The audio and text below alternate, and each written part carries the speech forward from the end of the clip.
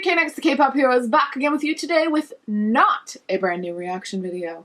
Today, we are going to be talking about something completely different, something I don't talk about on my channel very much, but I think it is time to start discussing it.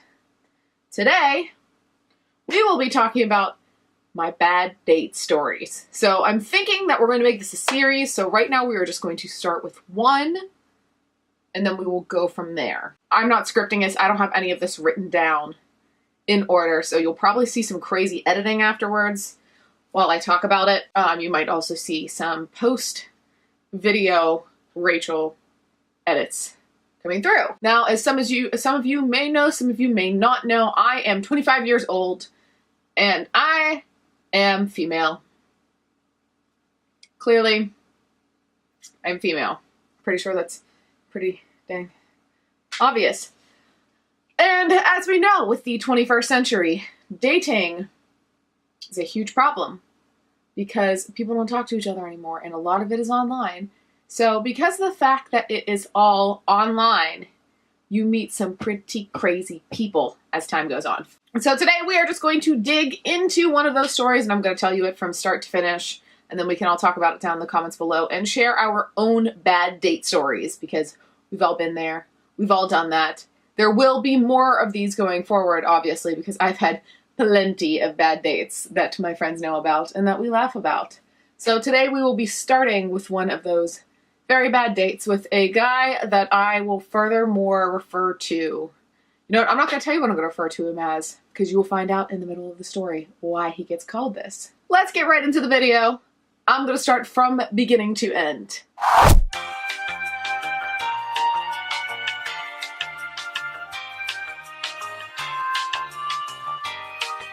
Once upon a time, in the 21st century world of online dating, there lived a girl named Rachel who did not have purple hair at the time that this occurred. So as you can imagine, this was a little while ago. It was actually probably about 6 to 9 months ago at this point. It was after my grandmother passed, so we're getting closer to 9 months now. She passed away in August of last year. She was an amazing woman. Wonderful. Probably one of the biggest role models in my life. Anyway, so after she passed away, and I wasn't dealing with lots of craziness, I decided to get back into the world of dating and talking to men again, because my life wasn't crazy. I wasn't trying to take care of my sick aging grandmother anymore. So the first person that I happened to run into, not really run into, but, you know, end up matching with him on a dating website. Not going to say his name, but I will say, yes, he was Korean. Do I date exclusively Koreans? No. Doesn't really matter to me what you are, who you are. But he happened to be Korean. This guy looked amazing. He was a doctor. He went to an Ivy League school. He was 30 years old. And he just seemed good. Like, he matched well. He liked to travel, do all of that good stuff. He seemed like he knew quite a lot of bit about the world. I was wrong. Very, very, very wrong. And it took me a few weeks to fully figure that out with this guy, and I eventually did end it. But we'll get into that in a minute. So this guy, we ended up matching on a dating website, and I was like, okay, looks good on paper. All right, you went to an Ivy League school. Great. You know, you're a doctor. Cool. Didn't know what he was a doctor in at that time. And I was like, okay, fine. Yeah, so I ended up going on a date with him. This guy, you know, he went to Yale. He was smart. He knew I spoke French. He purposefully picked a French restaurant in the city that I hadn't been to yet. The food was great. He was able to carry on a conversation. He was very nice. His voice was a little bit nasally, but not that nasally. Okay, I'm lying. It was very, very nasally. He had a very nasally voice. But other than that, he was perfectly nice, well-educated, close with his family, so on and so forth. He came across okay. No red flags. You know, date went quite well. Not anything much to note, except boy had good taste when it came to restaurants. And you know, and I think this is typical of Korean culture. You know, we didn't hug or anything after the end of the first date. We just kind of parted ways, and then we texted whenever I got home about setting up the next one. Next one was also fine. We went to a museum, and we went and saw the exhibits. He said, so we were in a natural history museum, and you know how there's all those taxidermy animals in a natural history museum? And this should have been one of my red flags. But I didn't see it at that time because I just thought he was a little quirky, which is perfectly fine in my book. You can be a little bit quirky and still be a good person. I'm a bit quirky. I mean, look, I have purple hair. We were in this museum, and there were these taxidermy animals because it's a natural history museum, and they're like, look, natural history, dead animals. He would go up to some of these animals and go, ooh, look, that's tasty. And I was just like, come on, like, stop. That's a little weird. Don't say, like, these guys look tasty. He thought it was a joke, and it was, like, kind of funny at first, but he kept saying it. He was nice. He was fine. We went to eat afterwards at one of the restaurants nearby. It's good. He picked up the check. Good. There's another story that I'll talk about later that involves a check, and it has a beautiful red flag that you all will love. So we went to dinner. Everything was fine, and then we just kept talking about our lives and things like that. And then we get to the night, and of course, this time he hugs me, but he kind of like weirdly moans whenever he hugged me. And I thought it was a little weird at the time. I didn't think too much of it, but I was like, who moans when they hug someone? What? Anyways, still kept talking to the guy because I was like, okay, if as long as you don't get weird on that, but you know what? It gets worse. So, third date with this guy, he ends up saying, hey, I'm going to cook dinner for you. So he was like, what do you want to eat? So on and so forth. I said, great, I'll bring wine, I'll bring dessert. Awesome. He ends up cooking steak and asparagus, and I bring desserts from one of the local French bakeries, as well as a bottle of wine.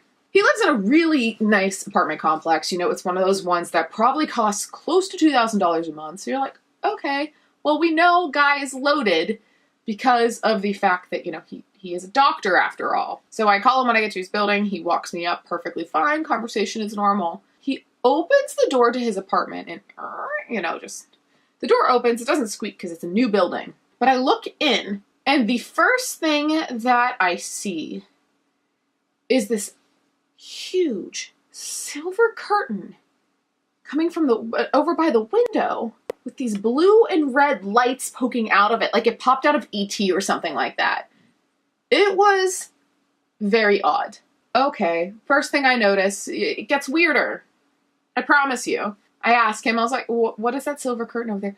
Oh, that's my plants. Do you want to see? Behind the silver curtain, he was growing tons of plants, sitting on just a plastic table, like one of those fold-out, plastic tables. After we look at that, I start looking around his living room and see the lack of furniture, which is like, he's a 30-year-old male. So, okay, thinking this is a little strange. Look around the living room. Okay, we have a couch over here. All right, we have a small bookcase. We have another plastic table here that has your laptops, and it's strewn with books. There are books everywhere. We'll get into what those books are about in a minute. There's books everywhere, and he said he had cleaned, which makes me wonder what the heck this place looked like before I had walked in. If his idea of clean was there being books strewn everywhere, dirty dishes sitting over by the kitchen, I, of course, was just like, oh, men, this is how they typically are.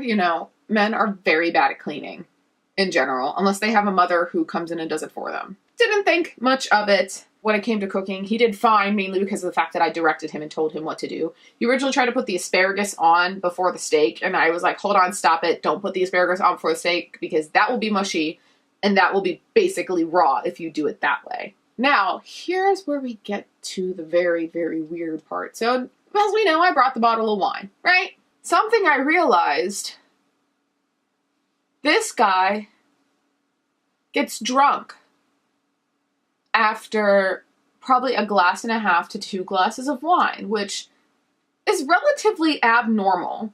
And when he was drunk, he had pointed it out. He consciously told me, he goes, I'm really drunk right now. So he gets drunk, and now this guy's a dermatologist. So once he's drunk, he starts diagnosing my skin conditions in front of me. Yes. Diagnosing my skin conditions. So he starts pulling out these crazy Latin names of these skin conditions and telling me all about them and saying, oh, you have these, but don't worry, it's benign. And I was just like, what? confusion starts overcoming me. And then, you know, as he keeps saying that he's drunk, after he starts doing that and diagnosing my skin conditions, I'm sitting there very, very confused. And, you know, this was before I learned to assert myself as well as, you know, basically punch somebody in the face. Now I know how to do that. If you guys don't know, I'm taking martial arts, taekwondo, and judo. It's great. I get to kick and throw people all the time. It's very relaxing, shockingly. I don't kick people more normally. They only get kicked if they deserve it. But so once this guy is drunk, that's going to be in quotes, he gets very frisky after diagnosing my skin conditions. I'm already in a state of shock because of the plants, the books, which, get ready for this, every single one of them was a dermatology book. This guy only owned dermatology books. Nothing for fun. Just dermatology books. Had no TV, so he didn't even watch TV and just had a laptop. Oh gee, I bumped it. Dermatology stuff on it. How creepy is that? So this dude starts getting frisky, okay? And next thing I know, his clothes are gone, and he starts calling me kitty cat.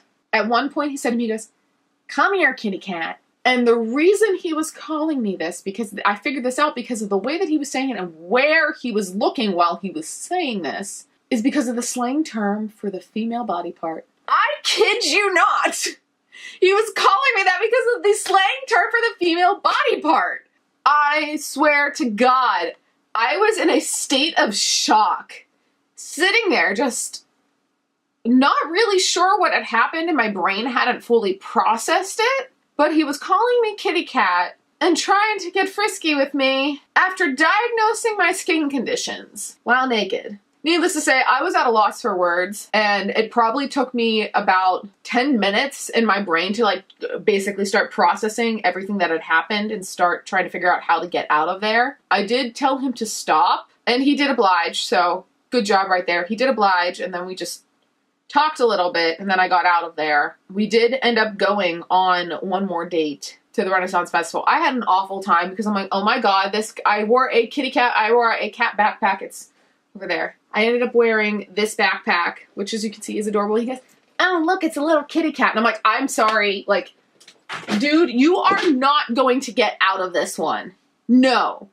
No, no, no, no, no. I ended up just breaking up, not really breaking up with him. I basically ended up telling Kitty Cat, which is what we call him, by the way. I ended up telling Kitty Cat, you know, I'm just not attracted to you, and ending it there. And his response to me was, "Oh, I thought you were because you texted me more." So because of the fact that I send multiple text messages after the other, that means that I must really like you. Dude, I do that with my parents. I do that with my friends. I usually, whenever I type, I write like multiple sentences and I break them out into separate texts. But to him, that said that I liked him more than he liked me. Okay. No. And then shortly after that, guys will love this, he told me he was moving to California. Okay, why are you telling me this after I said, yeah, you know, I'm not attracted to you. Okay, well, I'm moving to California. What? This is where we get to the best part. You know, dude says he's going to California. 2 months later, one of my best friends runs into him in my town. Boy, you didn't move to California! You big ass liar! You've got to be kidding me. So yeah, called me Kitty Cat. He diagnosed my skin conditions, and then he told me that he was moving to California, and then stayed in Pittsburgh. That right here, that right there is the end of the story. It's a weird one, and it's one of my favorite ones to tell because, well, that's basically every single red flag that you can think of right there. So girls, if a boy moans when he hugs you, just know he might call you kitty cat. So as you can imagine, there are a couple of morals to the story here. One, if a guy moans when he hugs you, no. That's freaky. It's really weird. Two, you gotta learn to stand up for yourselves, because if you end up in a situation like that, you got to know how to get out there. Shortly after that was when I started taking martial arts and learning judo and taekwondo. And I must say, I am way more ballsy now than I was back then. This is normally PG channel, but I'm sorry, ballsy is a great word. Right now I'm like, okay, you know what? You come at me, I can full on just like archange you out of existence. It'll be great. It'll be lots of fun. I also know how to do chokeholds. So it's awesome. I love being able to kick people's butt. I think that all of you females out there should probably learn to do the same, so that way you aren't in a situation like I was in, where I was in a vulnerable position, the dude completely naked in front of me, and not know what to do because you were in shock. I don't want you to ever be that way. Learn from my mistakes. Go take some more shorts classes. Go learn how to be a strong boss female and be awesome. And if somebody ever calls you kitty cat, you have full permission to full on punch them in the face.